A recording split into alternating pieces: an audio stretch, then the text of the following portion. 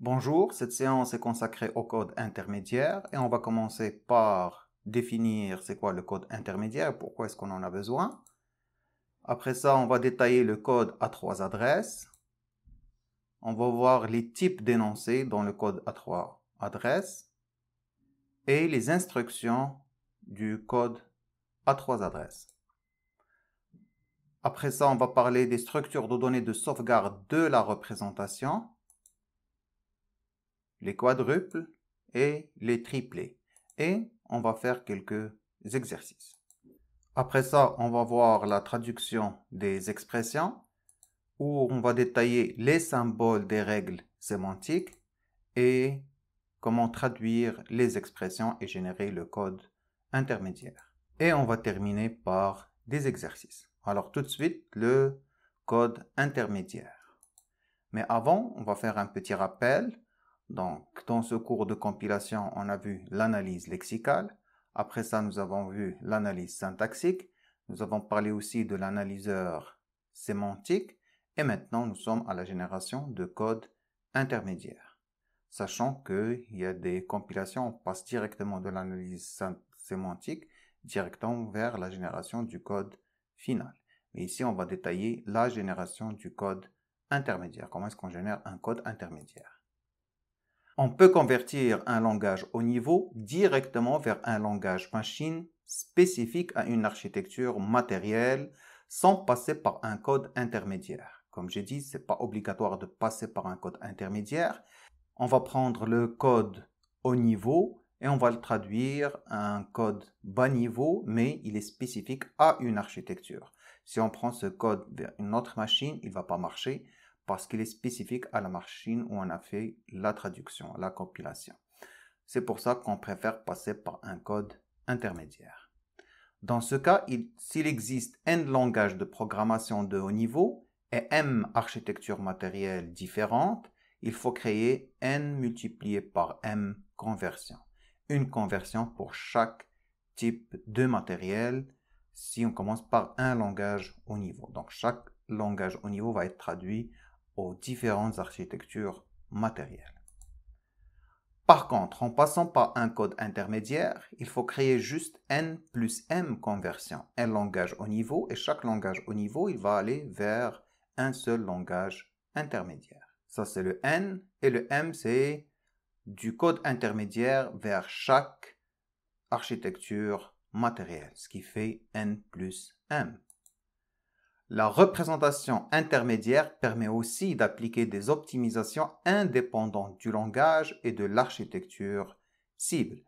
Les optimisations ils vont être sur le code intermédiaire et bien sûr, ils ne dépendent pas du langage haut niveau ni de l'architecture sur laquelle il sera exécuté à la fin. Donc nous avons notre parser, après ça static checker et ici nous avons le code intermédiaire qui est généré. Et dans ce cas, nous avons un front-end, c'est ici du parser vers le code intermédiaire, ça c'est le front-end. Et après ça, on va passer au code générateur, le code qui sera exécuté sur la machine, c'est ce qu'on appelle le back-end. Donc du code intermédiaire vers le langage machine. Le front-end du langage haut niveau vers le code intermédiaire et le back-end du code intermédiaire vers le langage machine. Il existe multiples représentations et différents niveaux de représentation du code intermédiaire. Comment est-ce qu'on va représenter ce code intermédiaire? Lors de la traduction d'un programme dans un langage haut niveau donné en un code pour une machine cible donnée, un compilateur peut construire une séquence de représentation. Le programme source, et là, on va passer à un langage intermédiaire, mais haut niveau. On peut le traduire à un niveau un peu plus bas, jusqu'à ce qu'on arrive au plus bas niveau du code intermédiaire, de la représentation du code intermédiaire, et lui, il va être traduit à un langage machine. Les représentations de haut niveau sont proches du langage source. Eux, ils sont proches du langage source. Et les représentations de bas niveau sont proches de la machine cible. La représentation du code à 3 adresses est une représentation qui peut aller du haut niveau au bas niveau dépendamment du choix des opérateurs utilisés. Donc, nous avons un code à 3 adresses, c'est le code qu'on va utiliser pour le code intermédiaire. Et l'avantage avec le code à 3 adresses, c'est qu'il offre différents opérateurs qui peuvent être proches du langage haut niveau, et il y en a d'autres qui sont proches du langage bas niveau. Donc, on peut choisir quel niveau de représentation avec le code à 3 adresses. Le code 3 adresses. Le code à 3 adresses est un langage très simple, utilisé comme langage intermédiaire. La restriction principale de ce langage est que chaque instruction ne concerne au plus que 3 variables. Je ne dépasse pas 3 variables dans chaque instruction. Une variable de destination, où est-ce qu'on va mettre le résultat, et 2 variables dont la valeur est utilisée. Il s'agit de séquences d'énoncés simples dont les plus courants sont de la forme x égale, donc on va mettre le résultat dans x, y opérateur z. Donc 2 opérandes qui sont y et z et un receveur qui est x. Le total, c'est 3 adresses. Au plus, je vais avoir 3 adresses impliquées. Le découpage des expressions complexes du langage source en des séquences d'énoncés simples demande l'introduction de variables temporaires. Parfois, on va avoir des instructions bien sûr beaucoup plus longues qui impliquent plus que 3 adresses, donc il faut découper ces instructions en des instructions plus courtes qui ne dépassent pas 3 adresses et pour cela nous allons utiliser des variables temporaires. Par exemple, si nous avons A de point égal, ça veut dire A reçoit B plus C plus D. Ici, nous avons 1, 2, 3 et 4 adresses. Alors, essayez de représenter ça avec le code à 3 adresses, ça veut dire des instructions qui ne dépassent pas 3 adresses. La solution, on va introduire une variable temporaire T1 qui est égale à B plus C. B plus C, c'est T1. Et nous allons faire T2 égale à T1 plus D. T1, c'est B plus C. Donc, à la fin, on va avoir B plus C plus D égale à T2. Et bien sûr, on peut faire A égale à T2. Juste pour montrer qu'on peut avoir des instructions à 2 adresses. On dit qu'elles ne dépassent pas 3 adresses. On n'est pas obligé d'avoir tout le temps 3 adresses, mais ça ne dépasse pas 3 adresses. J'aurais pu mettre A ici égale à T1 plus D, ça marche aussi. Exercice. Représenter en code à 3 adresses l'instruction suivante. A de point égal, entre parenthèses, B fois moins C, plus B fois D. Et donner l'instruction de la représentation en code à 3 adresses suivante. Nous avons ces instructions avec des variables temporaires. On veut une instruction sans les variables temporaires. Une seule instruction. Allez-y. Alors, pour la solution, ici, c'est assez simple. Donc, on va commencer par la première variable temporaire T1 égale à moins C. Et après ça, nous allons T2 égale à B fois T1, c'est B fois moins C. Et après ça, un T3 qui est égal à B fois D. Et un T4 qui est T2 plus T3. Et enfin, A égale T4. J'aurais pu mettre A ici directement, A égale à T2 plus T3. Ici, maintenant, donnez l'instruction de la représentation en code à 3 adresses suivantes. Nous avons tout ça, donc comment répondre à cette question. Nous avons T1 égale B moins C. Nous avons B moins C.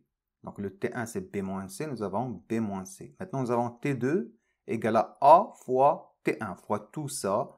Donc nous aurons A fois tout ça. Ça c'est le T2. Maintenant, T3, A plus T2, A plus tout ça. Alors, on va faire A plus tout ça. Nous savons que la multiplication est plus forte que l'addition, donc pas la peine de mettre des parenthèses. Après ça, T4 égale à T1 fois D. Aucun rapport avec ce qu'il y avait avant. Donc, B moins C, ça c'est T1. T1 c'est B moins C, multiplié par D, multiplié par D. Et à la fin, T5 égale à T3 plus T4. On va ajouter le plus ici, qui va faire T4 plus T5. Le choix du jeu d'instruction de la représentation intermédiaire doit être fait judicieusement. Il doit être assez riche pour pouvoir exprimer tous les calculs possibles dans le langage source. S'il est trop étendu, le générateur de code devient alors lourd. Tout changement de langage cible est coûteux. S'il est trop restreint, les séquences de code intermédiaires à générer deviennent plus longues et la réalisation des optimisations subséquentes est plus difficile. Code à 3 adresses, c'est quoi les types d'énoncés? Les types d'énoncés du code à 3 adresses les plus utilisés sont x de point égal y opérateur z, où op est un opérateur binaire, ça prend deux opérandes, comme l'addition, la multiplication, etc. Et x, y et z sont des adresses. Des adresses, c'est des variables. X de point égal opérateur y, ici nous avons une seule opérande, donc op c'est un opérateur unaire, comme le not, négatif, etc. X de point égal y, juste une affectation. Go to L, où L est l'étiquette d'un énoncé dans la séquence, une étiquette vers laquelle on va y aller directement, c'est un jump. If X relop Y, go to L, où relop est un opérateur de comparaison comme inférieur, égal, supérieur, etc. On fait une condition, et si la condition est satisfaite, on va faire le go to L, à l'étiquette L. Param X école P,N pour la préparation des appels de procédure où N indique le nombre de valeurs passées en argument. Supposons que P est une procédure qui prend 3 paramètres, alors on va faire param X, param Y, param Z, et après ça on fait call P, 3 pour montrer que P, elle prend les 3 paramètres qu'on a entrés avec param. Return entre crochets Y, c'est pour le retour des appels de procédure. Si une procédure doit retourner quelque chose, on fait le return avec les crochets. On met Y ici par exemple, cette procédure elle va retourner Y. X de point égal Y entre crochets I, elle va mettre dans X va recevoir la valeur située à I case mémoire de Y, de l'adresse mémoire de Y. Cette instruction, elle est plus utilisée pour les tableaux. Donc, si Y est un tableau, ça veut dire c'est l'adresse de la première case du tableau. Et après ça, quand tu fais quelque chose comme XI ou YI ici, ça veut dire que c'est, si I égale à 3, c'est le troisième élément du tableau. X de point égal et ou étoile X, tout ça c'est pour la manipulation des pointeurs. L pseudo énoncé, c'est pour déclarer une étiquette. Il marque la position de l'énoncé suivant. On passe maintenant aux instructions. Alors, représenter en code à 3 adresses les instructions suivantes. Nous avons vu comment découper une instruction plus longue. Maintenant, nous avons un do while. Comment est-ce que je peux faire un do while avec code 3 adresses, sachant qu'on va utiliser juste les énoncés qu'on a vus, qu'on a présentés précédemment. Allez-y. Et la solution, on va utiliser des étiquettes symboliques.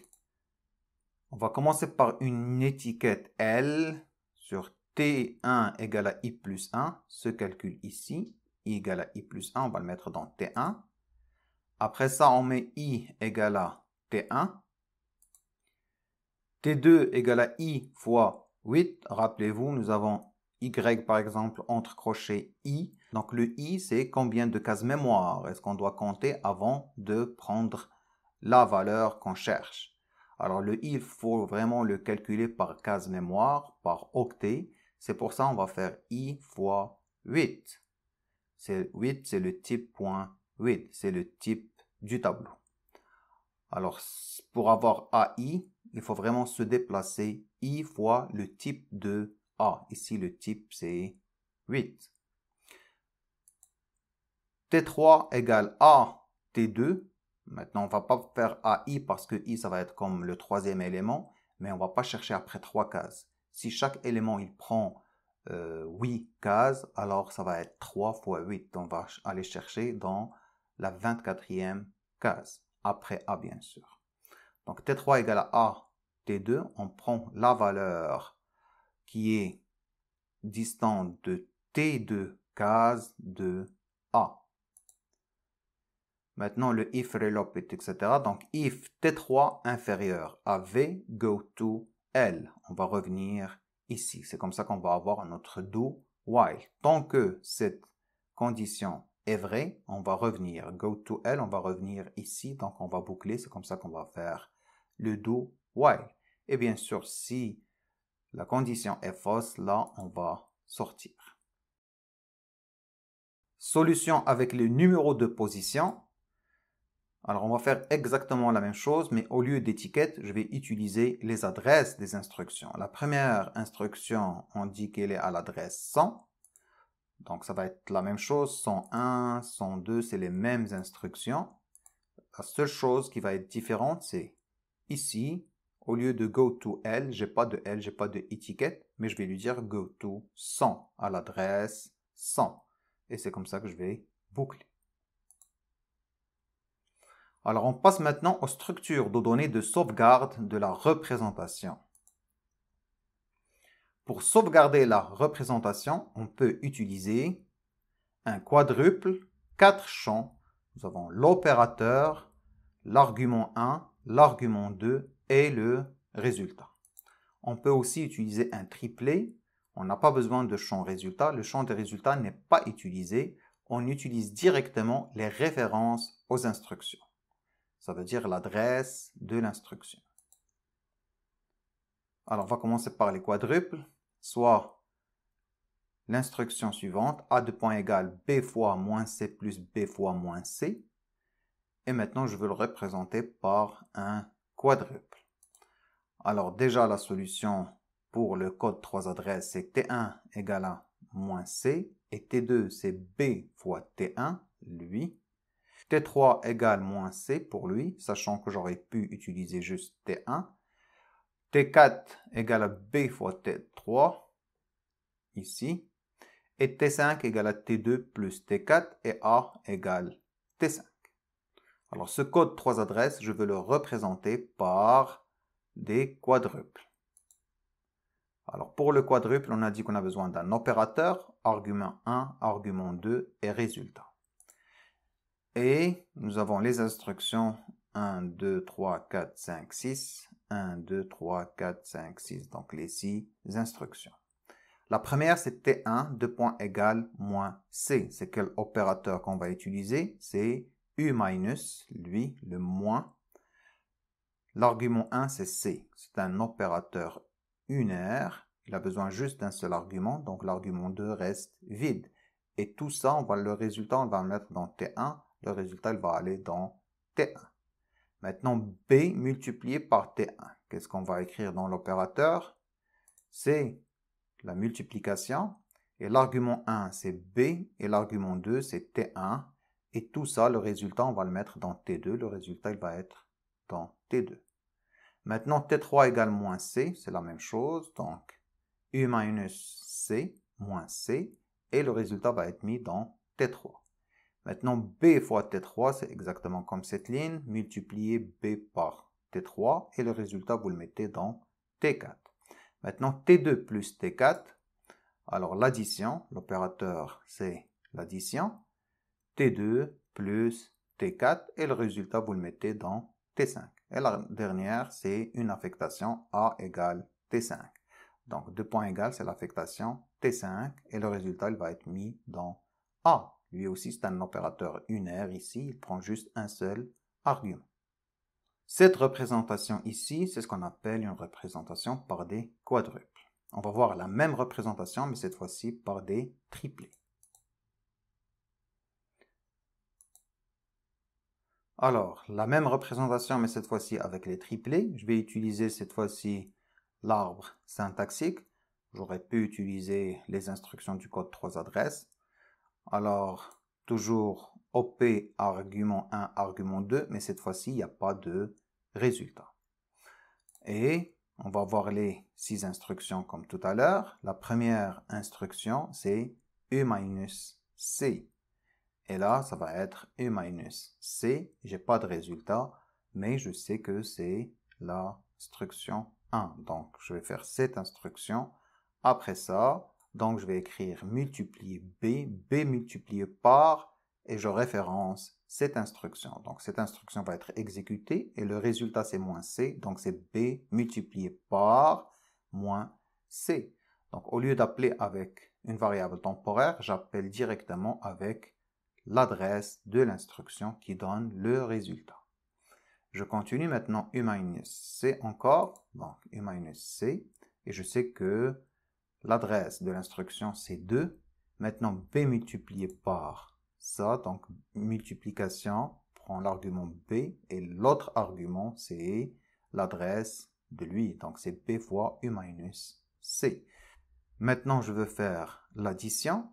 Donc, l'addition entre 1, qui est B fois minus C, et 3, qui est B fois U minus C. Donc, c'est 1 plus 3. Il reste juste une affectation qui est A égale l'instruction 4. Ça veut dire lui, et c'est pour ça que j'ai mis un arbre. Vous pouvez le voir ici. A égale 4, A égale, et le 4, c'est une instruction. Cette instruction 4, elle prend le 1 et le 3. Le 1, c'est une multiplication ici, et le 3, c'est une multiplication ici. C'est B fois 0, B fois 0, 0 c'est U minus C, et la même chose pour le 3, c'est B fois U minus C, B fois U minus C. C'est pour ça qu'on a choisi de prendre le T1 et le T3 qui sont tous les deux minus C. C'est juste pour la représentation en arbre. Mais bien sûr, on aurait pu juste prendre T1. On passe maintenant à des exercices. Alors, traduire l'expression arithmétique suivante, A plus moins B plus C en arbre syntaxique, quadruple et triplé. Allez-y. Et on va commencer la solution avec l'arbre syntaxique. Nous avons plus ici, donc de ce côté c'est A, et de l'autre côté c'est U minus. Alors j'ai une addition encore, addition B plus C. Maintenant, représenter cet arbre en quadruple et triplé. Alors, pour le quadruple, je vais prendre juste notre arbre ici. Alors, la première qu'on va faire, on va commencer bien sûr en bas de notre arbre. Ce B plus C, je vais l'écrire comme ça. L'opérateur, c'est l'addition, plus. L'argument 1, c'est B, et l'argument 2, c'est C. Et le résultat, on va le mettre dans T1. Donc, T1 égale à B plus C. Après ça, nous aurons besoin de U minus ce qu'on vient de calculer. Ce qu'on vient de calculer, c'est T1. Donc, U minus T1. Ça, on va le mettre dans T2. Et on va faire un A plus T2. Le A plus ce que nous avons calculé. A plus T2, on va mettre le résultat dans T3. On vient de calculer, le résultat, il est dans T3. Ça, c'est représentation avec des quadruples. Maintenant, avec les triplés, alors on va utiliser la même chose, mais on n'aura pas de résultat. On va voir quelque chose comme ça. Alors, toujours le B plus C. Nous n'avons pas une partie pour résultat, mais on sait que c'est l'instruction 0. Maintenant, U minus, le B plus C, ça veut dire U minus l'adresse 0, l'instruction qui est à l'adresse 0. Et après ça, l'addition, A plus tout ce qu'on vient de calculer, donc c'est l'instruction 1 ici. Voilà pour les représentations. Maintenant, on passe aux traductions des expressions. Ce qu'on veut, c'est générer le code 3 adresses à partir d'un code haut niveau. Le but est de traduire le code langage haut niveau en un code intermédiaire, ça veut dire le code à 3 adresses, qui ne dépend pas des détails matériels de la machine cible. Cette traduction est faite en se basant sur une grammaire de construction de code à 3 adresses. Je vais construire le code, je vais générer le code à 3 adresses à partir du langage haut niveau et je vais utiliser une grammaire. Dans cette grammaire, un attribut. On a dit pour les règles sémantiques, on va ajouter des attributs. Donc, chaque symbole utilisé, sauf les terminaux, va posséder un code. C'est le code 3 adresses qui va être généré. Une place ou adresse, c'est l'adresse de ce nom terminal et une valeur, la valeur qui va être dans cette adresse. Donc, pour chaque nom terminal, maintenant, nous avons un code. C'est le code qu'on va avoir pour le code à 3 adresses. On va avoir aussi une place ou une adresse de ce nom terminal et une valeur. C'est la valeur qui va être dans cette adresse. Sur ces attributs, on applique des règles sémantiques pour générer du code à 3 adresses. Je sais maintenant que vous êtes capable de générer le code 3 adresses vous-même, mais maintenant, on a besoin d'un algorithme pour les ordinateurs pour qu'ils génèrent automatiquement un code à 3 adresses à partir d'un langage haut niveau. Et pour ça, on va avoir besoin de règles sémantiques. Alors, les symboles qu'on va utiliser, les symboles des règles sémantiques, on va utiliser la production, ça veut dire ça produit. Ce qui est normalement ou ici, ça veut dire ensuite, c'est une concaténation. Gen, c'est pour générer code à 3 adresses. Lexème, prendre le lexème tel qu'il est. Les apostrophes pour entourer un littéral, ça veut dire tel qu'il est aussi. Ce que vous voyez, c'est tel qu'il est. Et non pas chercher le lexème du code, mais prendre ce qui entre ici comme un littéral. New temp, ça veut dire créer une adresse temporaire. Et entre parenthèses, ne pas créer une adresse temporaire, mais copier l'adresse et le code directement. Alors maintenant, on passe à la traduction des expressions et on va utiliser bien sûr les symboles qu'on vient de voir. Alors pour une production, si c'est quelque chose comme S qui produit ID de point égal E, qu'est-ce qu'on va ajouter comme règle sémantique? Qu'est-ce que ça veut dire ici? Comment est-ce qu'on va générer le code à 3 adresses à partir de quelque chose comme ça? Donc, S.code égale E.code. Donc, le code de E va être le code de S. Et générer aussi, donc je veux générer tel qu'il est, je ne vais pas créer une nouvelle adresse, mais tel qu'il est. Top.get id.lexem, je vais aller chercher c'est quoi ce id ici, normalement dans la table de symboles. Donc le lexem que je vais prendre et mettre dans la table de symboles, ça va être la variable comme a ou x. Donc je vais prendre ce a tel qu'il est, ça, le id.lexem. Lui c'est un littéral, ça doit rester a égale, par exemple si c'est a c'est le lexem, donc a égale. Et E.adresse, ça veut dire, E, nous avons dit, elle a un code et elle a aussi une adresse, la place.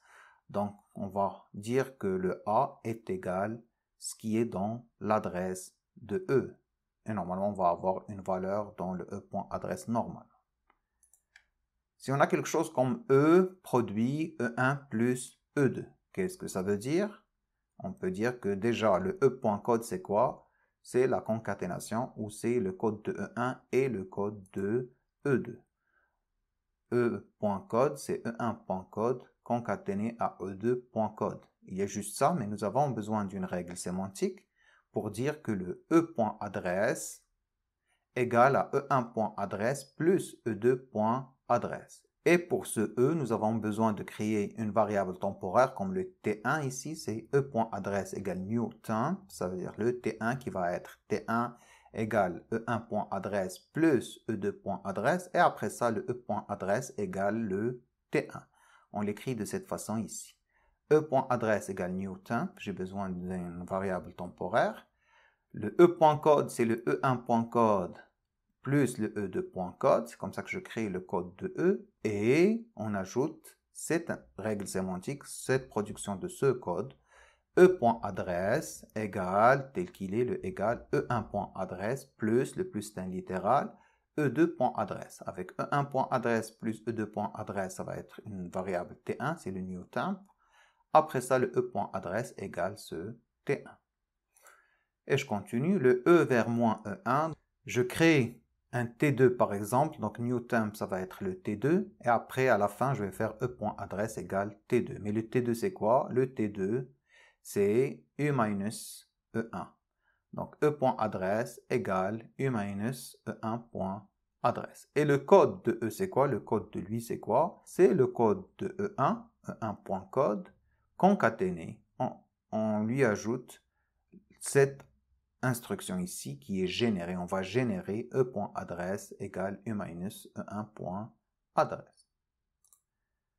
E1 multiplié par E2, ça va être la même chose que lui, sauf que au lieu de l'addition, je vais avoir une multiplication. Donc, E.adresse égale newterm, ça va être comme un T3.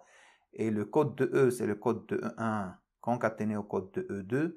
Concaténer E, je vais générer une nouvelle règle qui est E.adresse égale à E1.adresse multiplié par E2.adresse.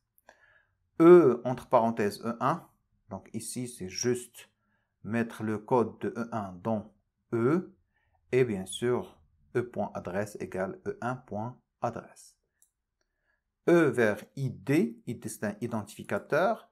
Donc E.adresse égale top.get entre parenthèses tel qu'il est le ID.lexem, comme on a fait ici pour ce ID. On va aller dans la table symbole et on va prendre directement le lexem qu'on a pris du code. Et le E.code égale rien, parce que lui, c'est un terminal, il n'a pas de code. On a dit le code, il est attribué juste aux non-terminaux. Alors, on va faire quelques exercices pour voir qu'est-ce que ça donne, comment est-ce qu'on peut générer du code à 3 adresses à partir d'un langage haut niveau. Donnez l'arbre syntaxique et la table de symboles, ainsi que le code généré, attribut et variable temporaire pour l'instruction suivante. A égale B plus C multiplié par D. La grammaire que nous avons, c'est la même grammaire du tableau qu'on a vu. S produit ID de point égale E, E produit E1 plus E2, ainsi de suite. Donc, en utilisant cette grammaire, on va avoir déjà la table symbole à partir de cette instruction. Je veux aussi l'arbre syntaxique. Et après ça, qu'est-ce qu'on va générer comme code intermédiaire?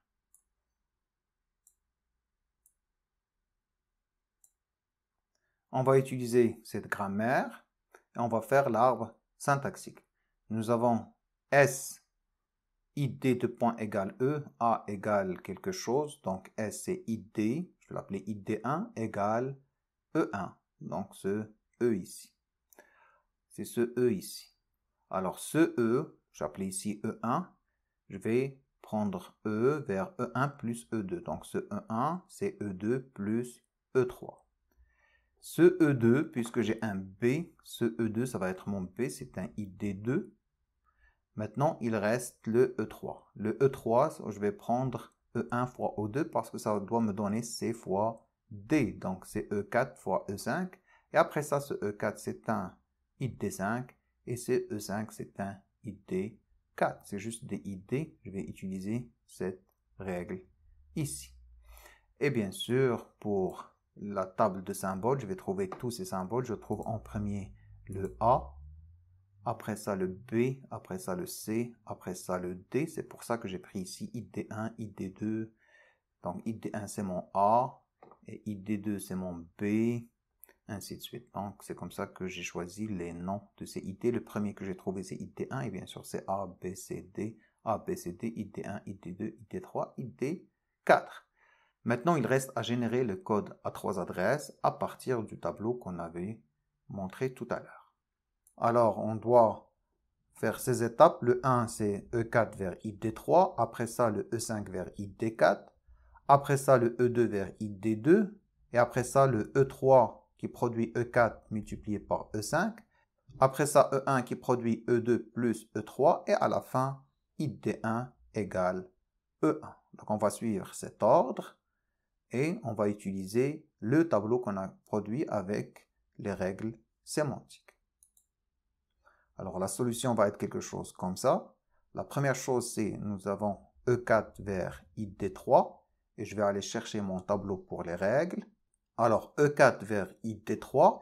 J'ai un E vers ID en général. Ce que je fais, c'est E.adresse égale top.get ID.lexem. Je mets directement le lexem comme on l'a trouvé. Ça veut dire sur la table de symboles. Et pour le E.code, c'est rien. Donc, ici, j'ai E4. Donc, E4.code, c'est rien. Et E4.adresse égale top.get id3.lexem. Et le id3.place, c'est quoi le id3.place? Le id3, c'est quoi? C'est C. La même chose, E5 id4, donc E5.code c'est rien, j'ai rien mis dans le code, j'ai rien généré, mais E5.adresse, ça va être id4.place et le id4.lexem tel que je l'ai trouvé, le id4 c'est D. Donc E5 va être D et E4 va être C. Aussi, E2 vers id2, toujours rien dans le code, jusqu'à présent je n'ai rien encore généré. Et E2.adresse égale à top.get id2, id2 c'est B. Donc E2.adresse égale à id2.place, tout simplement pour dire que E2, ça va être mon B. E2.adresse, bien sûr, ça va être mon B. Et on passe à la quatrième, on a dit que c'était E3 qui produit E4 multiplié par E5. Et cette fois-ci, je reviens toujours aux règles sémantiques. La règle, il dit E qui produit E1 fois E2. La règle générale, c'est E.adresse égale newtemp. C'est ce que j'ai fait ici. E3 dans mon cas, donc E3.adresse égale newtemp. La variable temporaire, moi, je l'ai appelée T2. Donc, ça, c'est juste créer une variable temporaire T2. Je n'ai encore rien dans le code. Après ça, E.code égale E1.code concaténé à E2.code. Concaténé à, je génère une instruction qui est E.adresse égale, c'est un littéral, je l'écris tel qu'il est, E1.adresse multiplié par E2.adresse. Dans mon cas, je vais avoir E3.code égale E4.code concaténé à E5.code concaténé à, je vais générer une nouvelle instruction qui est E3.adresse égale E4.adresse multiplié par E5.adresse. Alors, je vais l'appliquer pour générer le code. E3.code égale E4.code. E4.code, c'est rien. J'ai rien pour E4. Donc, E4.code, c'est rien. Jusqu'à présent, j'ai rien. Concaténé à E5.code. E5.code, c'est encore rien. Donc, j'ai encore rien. Et concaténé à, je vais générer l'instruction. Maintenant, E3.adresse. Le E3.adresse, c'est T2. Donc, je vais générer ici T2. Après ça, c'est un littéral égal. Je vais l'écrire tel qu'il est. Égal. Et après ça, E4.adresse. Nous avons que E4.adresse, c'est id3.place. Et le id3 dans la table de symboles, c'est C. Un littéral multiplié. Donc, je fais multiplier par... Et E5.adresse, E5.adresse c'est id4 et le id4.place c'est le D. Donc cette instruction, ça va être T2 égale C fois D. On vient de voir comment est-ce que j'ai généré une instruction en code 3 adresses en se basant sur cette règle sémantique. Après ça, je vais faire E1 qui produit E2 plus E3. Je vais toujours aller à mes règles sémantiques. Pour le plus, je fais E.adresse égale newtemp. La même chose ici, mon E c'est E1, donc E1.adresse égale newtemp. Et là, je l'ai appelé T1. Et E.code égale, etc. C'est la même chose que je fais ici. E1.code égale E2.code. Alors, E2.code, c'est rien. Jusqu'à présent, j'ai rien. Concaténé à E3.code. Alors, le E3.code, c'est lui, c'est T2 égale C fois D. Je vais écrire T2 égale C fois D, concaténé à, et je vais générer une nouvelle instruction en code à 3 adresses. E1.adresse, le E1.adresse ici, je l'ai appelé T1, donc je vais écrire T1, égale comme littéral, c'est égal, E2.adresse, le E2.adresse ici, c'est id2.place, c'est le B, plus E3.adresse. Le E3.adresse, c'est T2. C'est ce que je vais écrire ici, T2. Maintenant, mon code à 3 adresses, il contient deux instructions. T2 égale à C multiplié par D et T1 égale à B plus T2. Et la dernière chose que je vais faire, c'est id1 2 points égale E1. Et pour ça, je vais toujours aller dans mes règles sémantiques. id 2 points égale E, je fais s.code égale e.code et je concatène avec, je génère encore un top.get id.lexem égale e.adresse. Je fais la même chose ici.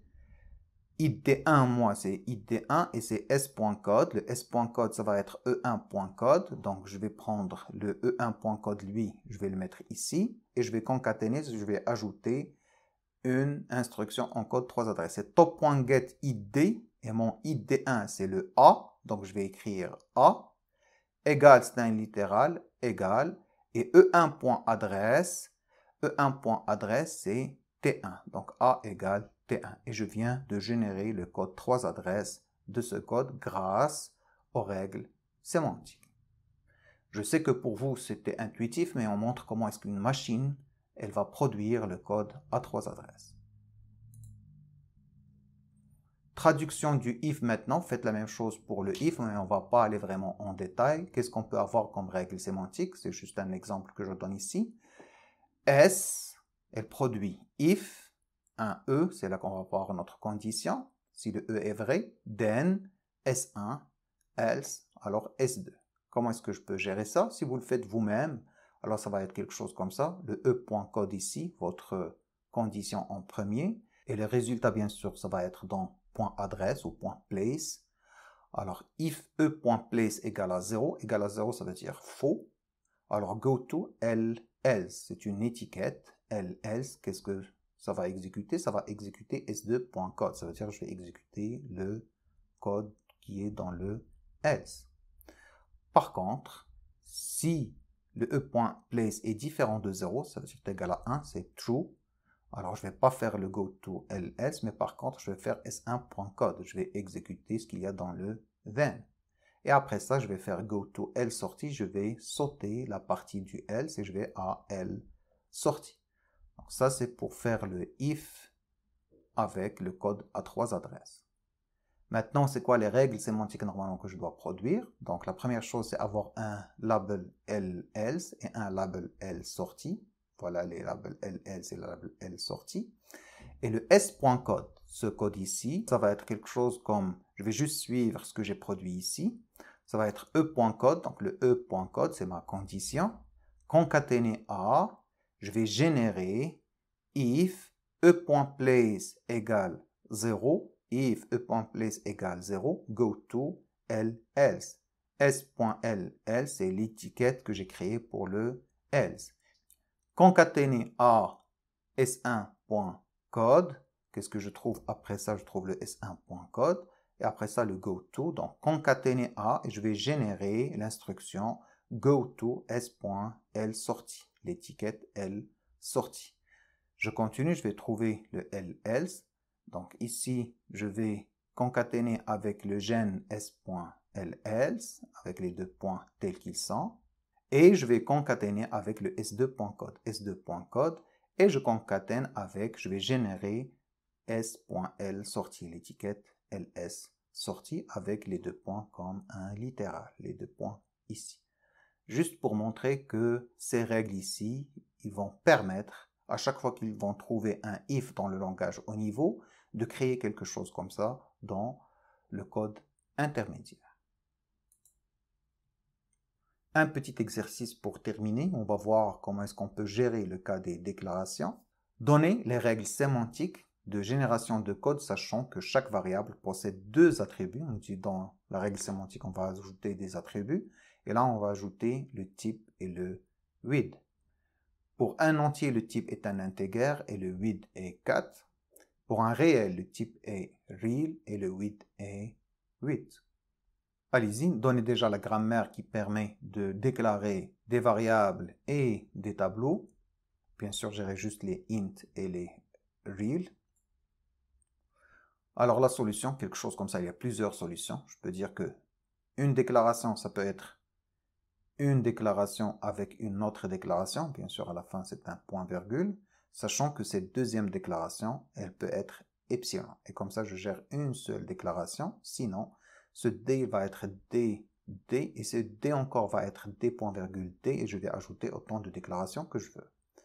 Après ça, la déclaration juste avant le point-virgule, c'est quelque chose comme TIT. Je déclare un identificateur avec T. Et le T va être dérivé à BC. C'est pour gérer les variables et les tableaux. Si c'est juste une variable, alors le B, ça va être soit un integer, soit le real, avec le C qui va être à epsilon. Si c'est un tableau, ça va être toujours le B, un integer par exemple, et ça va être un num entre crochets, pour le tableau, int entre crochets et je vais mettre un numéro pour le nombre de cases du tableau. Après ça, un C. Pourquoi un C? Parce que un C, ça peut être un epsilon, ça veut dire rien. Et là, ça va être un tableau du premier degré. Sinon, je vais avoir un C qui est dérivé encore en num C. Et là, je vais avoir un tableau de deuxième degré. Et je peux aller à troisième, etc. Mais sinon, je peux mettre C à epsilon. Et de cette façon, je vais avoir juste un P intégré qui est une variable. Voilà la grammaire que j'ai choisie. Mais il y a plusieurs solutions pour répondre à cette question. Maintenant, il faut produire le code à 3 adresses à partir de cette grammaire. Comment généraliser les règles sémantiques. Alors, je vais juste dire que enter pour moi, ça veut dire créer une nouvelle entrée dans la table de symboles. Et le P produit des déclarations. Et on va se baser sur, comme on a dit, le type, le vide. Et je vais ajouter aussi le offset pour la table de symboles. Alors, les règles sémantiques que j'ai choisi de mettre, c'est quelque chose comme ça. C'est juste pour faciliter la lecture. Alors, production vers des déclarations. Au début, mon offset est égal à 0 pour ma table de symboles. Et nous avons le D qui est dérivé vers D.D. Ça peut être plusieurs déclarations. Pour une déclaration, DTID, qu'est-ce que ça va faire? Ça va faire enter, je vais ajouter une entrée dans la table de symboles, id.name, t.type à la place offset. L'offset au départ c'est 0. Et après ça, le offset égale à offset plus t.8. Je vais pointer sur la place où je vais ajouter la prochaine variable. Et le nom, ça veut dire ça va être une valeur lexicale, ce que je vais trouver ce id. Et le type, c'est quoi? C'est le t.type. Le t, lui, va être un B suivi d'un C.